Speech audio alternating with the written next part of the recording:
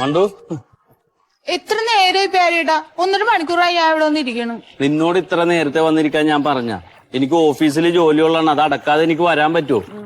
ഞാൻ ഇന്നൊരു സർക്കാർ ജോലിക്കാരനാണ്, നീ അതൊന്ന് മനസ്സിലാക്ക്.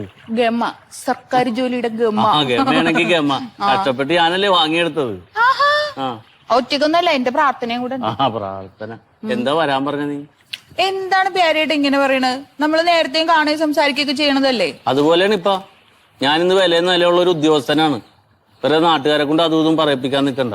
പിന്നെ 7-8 വർഷമായിട്ട് ആർക്കും അറിയാൻ പാടില്ലല്ലോ. നമ്മൾ തമ്മിൽ പ്രേമമാണെന്ന് അറിയാത്ത ഒരു നാട്ടുകാരും ഇവിടെ ഇല്ല. അങ്ങനെ വലിയ ആളുകളൊന്നും അറിഞ്ഞിട്ടില്ല. എന്തിനാ നീ വിളിച്ചത് അത് പറ. പിന്നെ അച്ഛൻ പറഞ്ഞ് ഇന്ന് 2-1 അറിഞ്ഞിട്ട് വന്നോന്ന്. എന്തിന്റെ കല്യാണം? കല്യാണോ? ആരാ? ചേച്ചിയുടെ നമ്മുടെ കല്യാണം.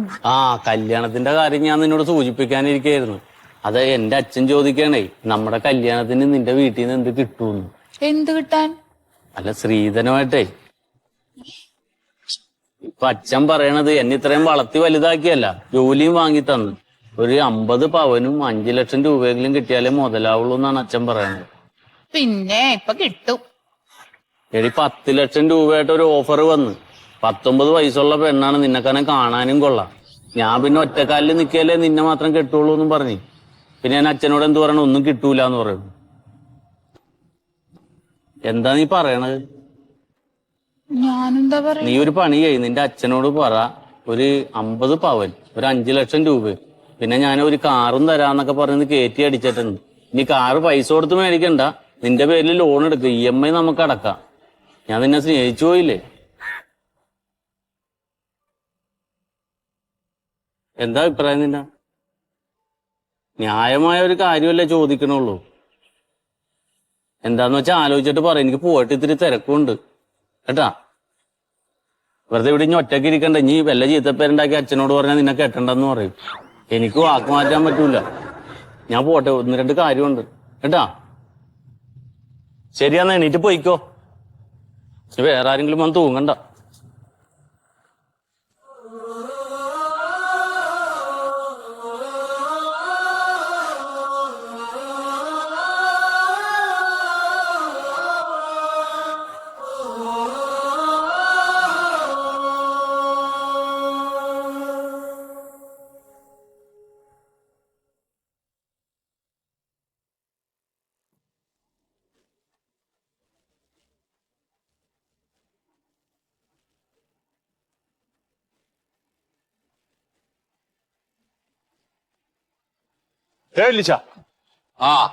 എന്ന് വളപ്പിലൊന്നും എടുക്കുന്നു.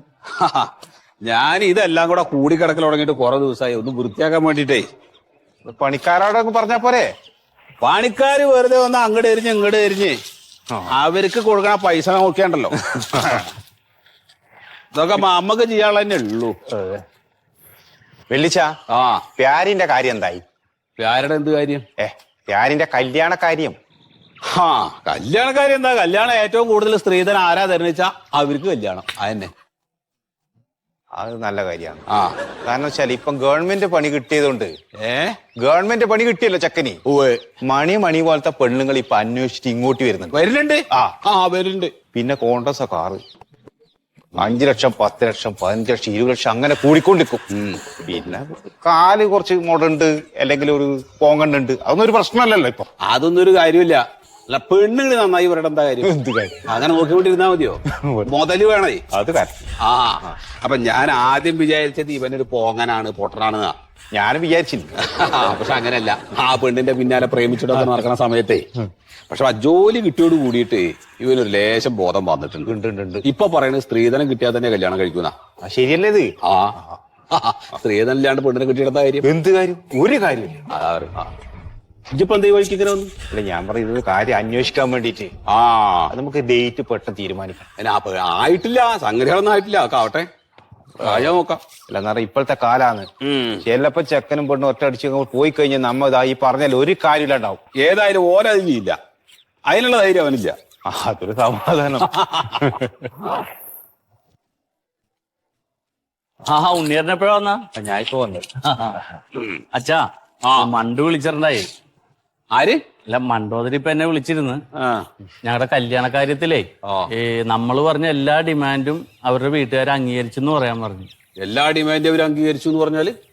എല്ലാ ഡിമാൻഡും എന്ന് പറഞ്ഞാൽ 5 ലക്ഷം രൂപ, 50 പവന്റെ സ്വർണം, കാറും. കാറിന്റെ കാര്യത്തിലേ ഞാൻ സംസാരിച്ചപ്പോ എനിക്കൊരു അബദ്ധം പറ്റി. അത് കാറ് നിങ്ങൾ വാങ്ങിക്കോ, പിന്നെ ഇവിടെ വന്നിട്ട് അതിന്റെ തിരിച്ചടവ് ഞാൻ അടച്ചോളാന്ന് പറഞ്ഞു പോയി. കുഴപ്പമുണ്ടോ? കുഴപ്പമുണ്ടോന്ന് ചോദിച്ചാൽ അത് കുഴപ്പല്ലേ. എന്തിനീ വെറുതെ ആവശ്യമില്ലാത്ത കാര്യങ്ങൾ കേൾക്കാതിക്കണത്? സ്ത്രീധനം തരുന്ന കാറിന്റെ പൈസ ചെക്കന്റെ വീട്ടുകാർ അടച്ചു വീട്ടിക്കൊള്ളാന്ന് എവിടെയെങ്കിലും പറഞ്ഞു കേട്ടിട്ടുണ്ടോ? ഇല്ലല്ലോ. പിന്നെന്തിനാണ് അല്ല പെട്ടെന്ന് പറഞ്ഞു പോയപ്പോ ഞാൻ ഒന്നുമില്ല, നേരെ അവരോട് തിരിച്ചു പറയാം. നമ്മൾ പറഞ്ഞ ഡിമാൻഡ് 5 ലക്ഷം രൂപ, സ്ത്രീധന സ്വർണം എത്രയാണ്? 50 പവൻ, കാറ്. ഒരു ബാധ്യത ഏൽക്കരുത്. ഇതെല്ലാം തരാൻ അവര് തയ്യാറാണോ എന്ന് ചോദിക്കി.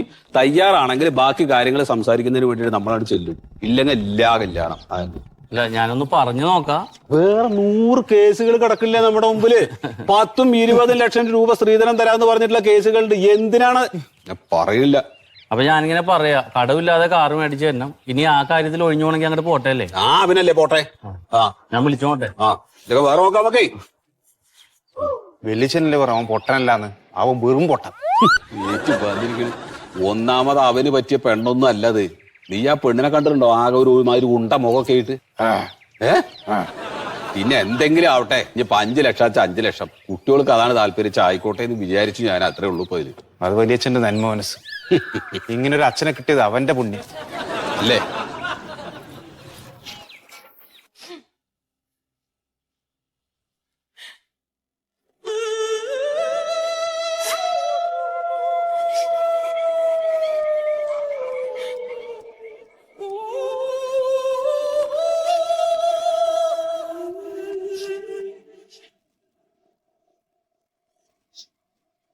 എന്തിനാണ് ഇരുന്ന് കരയണേ? ആരെ കാണിക്കാനാണ് നീ കരയണേ? എനിക്കറിയായിരുന്നു ഇത് ഇങ്ങനെയൊക്കെ തന്നെ സംഭവിക്കുമെന്ന്. അവൻ പറഞ്ഞ തോന്നിയാസം കണ്ടില്ലേ? അവനിപ്പോ സ്ത്രീധനം വേണം പോലും. എടി എന്തോരം നല്ല ആലോചന നിനക്ക് ഞാൻ കൊണ്ടുവന്നു. പക്ഷെ ആ സൗദിയിൽ അനീഷ് അവനെ ഇന്ന് കെട്ടിയിരുന്നെങ്കിൽ ഉണ്ടല്ലോ, സൗദിയിൽ അവക്ക് സുഖമായിട്ട് ജീവിക്കായിരുന്നു. വല്ലപ്പോഴും എനിക്കും അങ്ങോട്ട് പോവായിരുന്നു. അപ്പൊ എങ്ങനെ അടങ്ങന്റെ മന്മത, നീ വർത്താനം പറഞ്ഞ ആളുകളെ കേൾപ്പിക്കല്ലേ? ഇനി ആരറിയാച്ചാ? നാട്ടുകാരെല്ലാരും അറിഞ്ഞു. അങ്ങനെ അല്ലായിരുന്ന പ്രേമം 8 വർഷത്തെ. വേറെ ആരെയും കിട്ടിയില്ല അവക്ക്. അവന് ജോലി കിട്ടി കഴിഞ്ഞാൽ ഉടനെ കല്യാണം. ഇപ്പൊ ജോലി കിട്ടിയപ്പോ എങ്ങനെ ഇരിക്കുന്നു? അവന് സ്ത്രീധനം വേണം പോലും. എടി അവനെ നോക്കിയിരുന്ന് നീ മൂത്ത് നരച്ച്. അടങ്ങടാ. എന്തോരം പ്രാവശ്യം അവളെ ഉപദേശിച്ചാണ് തത്തയ്ക്ക് പറഞ്ഞു കൊടുക്കും പോലെ ഓരോ കാര്യങ്ങള്. അപ്പൊ അവക്ക് അവൻ തന്നെ മതി. അവൻ മറ്റേ ഷാരൂഖ് ഖാനല്ലേ? എന്തേലൊക്കെ ഒന്ന് ആലോചിച്ച് തീരുമാനം എടുക്കാം നമുക്ക്. അയ്യോ, ആലോചിച്ചിടത്തോളം മതി. അച്ഛനും മോളും കൂടെ ആലോചിച്ച് ഈ കണക്കിനാക്കിയില്ലേ? ഇനി എന്ത് ചെയ്യണമെന്ന് എനിക്കറിയാം. അമ്മാവൻ വരട്ടെ. സുഗതമ്മാവൻ വന്നിട്ട് ആലോചിച്ചൊരു തീരുമാനം എടുക്കാം. നീ ഇങ്ങനെ ഇരുന്ന് കരയല്ലേ എന്റെ മോളെ? തല്ലിയില്ലേ? പിന്നെ എന്തിനു നീ കരയുന്ന?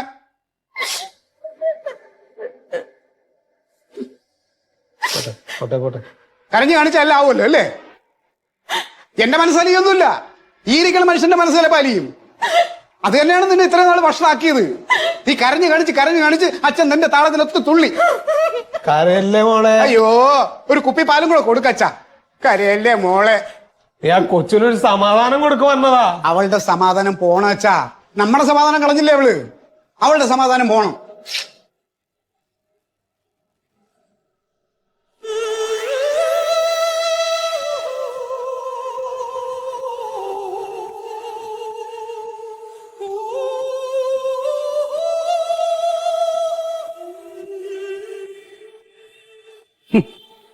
അഞ്ചെട്ട് കൊല്ലം പ്രേമിച്ച് പിന്നാലെ നടന്നിട്ട് കല്യാണത്തോളം എത്തിയപ്പോ അവന് സ്ത്രീധനമാണ്. അവനെ അവന്റെ വീട്ടുകാരെ ഉണ്ടല്ലോ ഞാൻ ബോംബിട്ട് കൊല്ലും. അതേ, ഈ ബോംബിടലും കൊല്ലലും എന്നല്ല ഇപ്പത്തെ വിഷയം. ഈ വീട്ടിലെ പ്രധാന വിഷയം എന്താണെന്നറിയോ? ഈ വീട്ടിലെ മോള് മണ്ടോതിരി മുണ്ടിയിട്ടും പറഞ്ഞിട്ട് കുറച്ച് ദിവസങ്ങളായി. അതേന്നേ. അവളെ മൊത്തം ഭസ്മങ്ങൾ കണ്ടിക്കണല്ലോ. പെൺകുട്ടികളാണ്. എന്തെങ്കിലും കടുങ്കായി ചെയ്തു കഴിഞ്ഞാല് പിന്നെ ഞമ്മക്ക് പോയി. എന്തേന്നോ നിങ്ങൾ പേപ്പറൊന്നും വായിക്കില്ല. നിങ്ങള് എന്തൊക്കെ വിവരങ്ങളാണ് നമ്മളെ പേപ്പറിൽ ഓരോ ദിവസവും കാണുന്നത്. നിസ്സാര കാര്യങ്ങൾക്കാണ് കുട്ടികൾ ആത്മഹത്യ ചെയ്യണത്. മാർക്ക് കുറഞ്ഞതിന്റെ പേരിൽ ആത്മഹത്യ ചെയ്യുക, അച്ഛനമ്മയൊന്ന് മുറുക്കി ചീത്തറിഞ്ഞാൽ ആത്മഹത്യ ചെയ്യുക.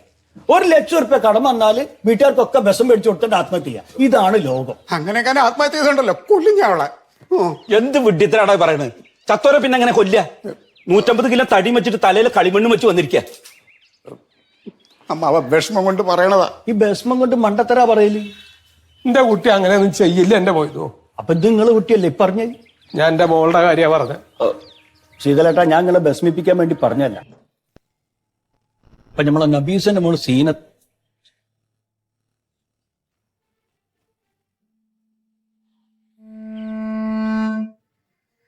എന്നിട്ട് നബീസന്റെ മോള് സീനത്ത് നബീസിന്റെ മോള് അടക്കട്ടെ, ഓളിപ്പ് ഇങ്ങോട്ടാ പോയത്? അവള് വെറുതെ പറമ്പിലൊന്നും അങ്ങോട്ട് ഇറങ്ങിയതായിരിക്കും. എത്രയെന്ന് വിചാരിച്ചിട്ടാ മൊയ്തു ഈ വീടിന്റെ അകത്ത് ഇങ്ങനെ ഇരിക്കുക. ആ കുട്ടറ മുഖം കാണുമ്പോ തന്നെ സഹിക്കാൻ പറ്റും. ഞങ്ങള് രണ്ടാളാ ഇവിടെ ഉള്ളത്. മുഖത്തോട് മുഖം നോക്കി എത്ര നേരം ഇങ്ങനെ ഇരിക്കും.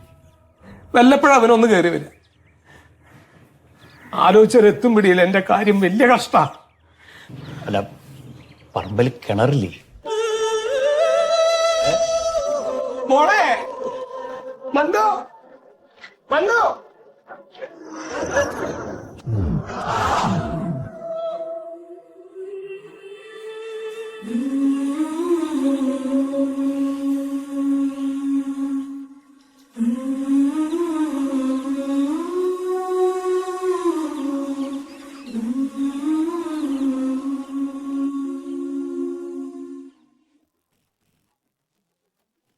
മോളെ മണ്ടോ, നീ എന്താ ഇവിടെ വന്നിരിക്കണേ? വെറുതെ ഇരുന്നാച്ചാ. അതിനെന്തിനാ കുട്ടി നീ കിണറിന്റെ ഒക്കെ തന്നെ വന്നിരിക്കണേ? അമ്മാവ് ഞാൻ ഒറ്റയ്ക്കൊന്ന് സമാധാനായിട്ട് ഇരുന്നോട്ടെ. കൊല്ലും ഞാൻ അവനെ, ആ പ്യാരിയാതനെ. ഒന്നും മിണ്ടാണ്ടിരിക്കടാ. ആദ്യം അവനവന് പറ്റുന്ന പണിക്ക്. അമ്മാവ് അത്രയ്ക്ക് വിഷമമുണ്ട് എനിക്ക് അവളുടെ കാര്യത്തില്. ആദ്യം നിന്റെ പെണ്ണുമ്പിള്ള നിലക്കിരുത്ത്, എന്നിട്ട് മതി മറ്റുള്ളവരെ നിലക്കിരുത്ത്. എന്തിനാ അത് പറയണേ? എന്തിനാ എല്ലാരും കൂടി ഇങ്ങനെ ബഹളം വെക്കണേ? മോളെ നീ സമാധാനായിട്ടിരിക്കെ. അച്ഛൻ ഇതിനൊരു വഴി കണ്ടെത്താം. ഞാൻ എന്നാ അകത്ത് പോയിട്ട് ഇരിക്കാം അച്ഛ. അകത്ത് ഫാനുണ്ടേ? അകത്ത് പോണ്ട, അകത്ത് പോയിരിക്കണ്ട. അകത്തിരിക്കണ്ട. ഇത് എന്ത് കഷ്ടാണ് അച്ഛാ. അകത്തിരിക്കുമ്പോ അച്ഛൻ വന്നേക്കും എന്താന്ന്. പുറത്തിരുന്ന ചേട്ടൻ പറയും അകത്ത് പോയിരിക്കാൻ. ഇവിടെ ഇരിക്കാന്നോർത്ത് അത് സമ്മതിക്കില്ല. മോളെന്തിനാ അതിന് ഒറ്റയ്ക്ക് പോയിരിക്കണേ? ഞങ്ങളുടെ കൂടെ ഇരുന്നാ പോരെ? അങ്ങനെ ഇരിക്കാം. ഞാൻ എന്നാ എന്റെ കൂട്ടുകാരിയുടെ വീട്ടിൽ പോവാ. അത് വേണ്ട, പുറത്തേക്കൊന്നും ഇപ്പൊ പോവാൻ പറ്റില്ല. പുറത്തേക്ക് പോവാൻ പറ്റില്ല. അല്ല അച്ഛാ, നീ ഇപ്പൊ അങ്ങനെ പോണമെന്ന് നിർബന്ധം ഉണ്ടെങ്കിൽ ഞാനും കൂടെ പോയിട്ട് തിരിച്ചു കൊണ്ടുവരാം. അങ്ങനെ പോവാം. അങ്ങനെ പോണോ? അച്ഛ ഇത് എന്താ അച്ഛാ? ഞാൻ വല്ല വീട്ടു തടങ്കലിൽ ഇരിക്കുകയാണോ? കുട്ടിയെ എന്തിനാണ് എന്നെങ്ങനെ നീ സമാധാനിക്കേ. ഇതിന് അച്ഛനൊരു വഴി ഉണ്ടാക്കാന്ന് ഞാൻ പറഞ്ഞില്ലേ? നീ ആഗ്രഹിക്കണ പോലെ അച്ഛൻ ഈ കല്യാണം നടത്തും. ദാ ഈ വീട് വിറ്റിട്ടാണെങ്കിലും അവര് ചോദിച്ച സ്ത്രീധന അച്ഛൻ കൊടുക്കും. പിന്നെന്താ?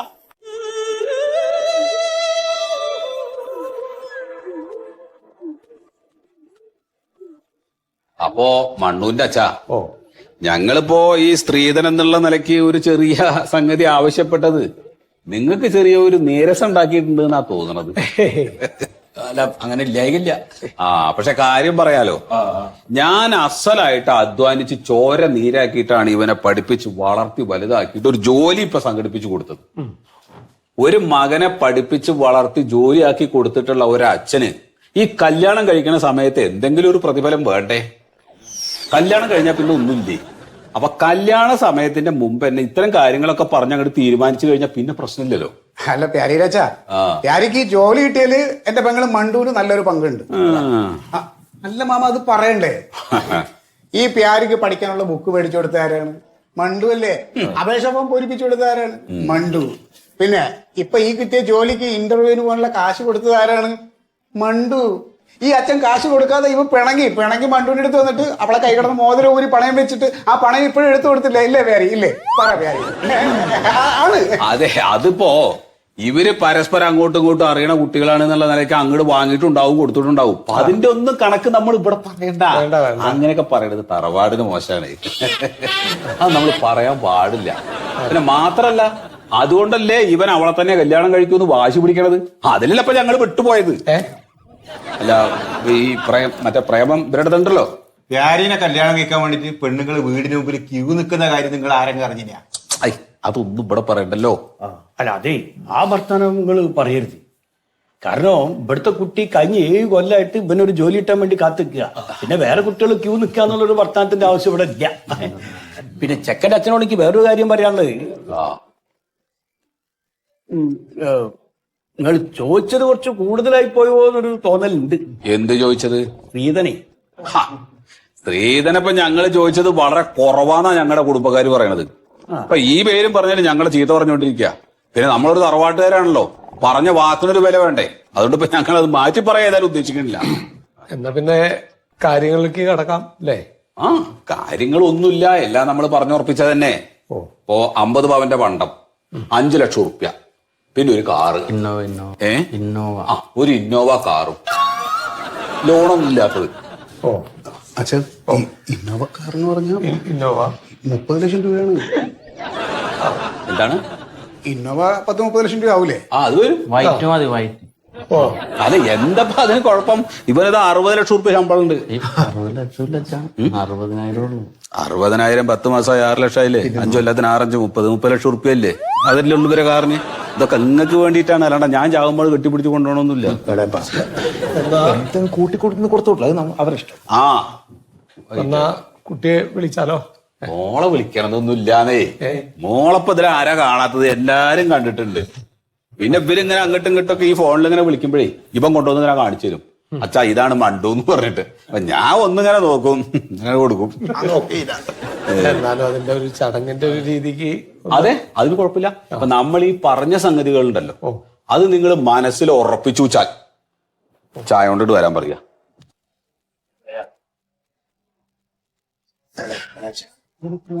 മോളെ പണ്ടോ മോളെ ഒന്നുകൂടെ വരും.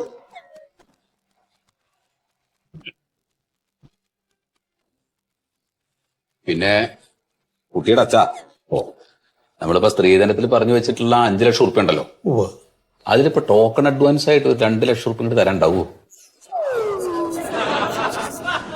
ടോക്കണോ? അതെ, ബാക്കിയൊക്കെ പിന്നെ മതി, വിഷയമില്ല. എന്താ വെച്ചാൽ വേറെ അത്യാവശ്യമായിട്ട് 1-2 കേസുകൾ ഉണ്ടായിരുന്നു, അതാണ്.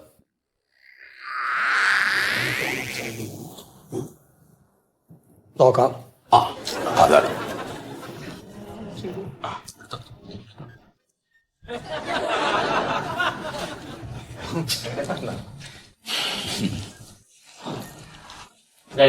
വേണ്ട, ഇറങ്ങൂല അപ്പൊ.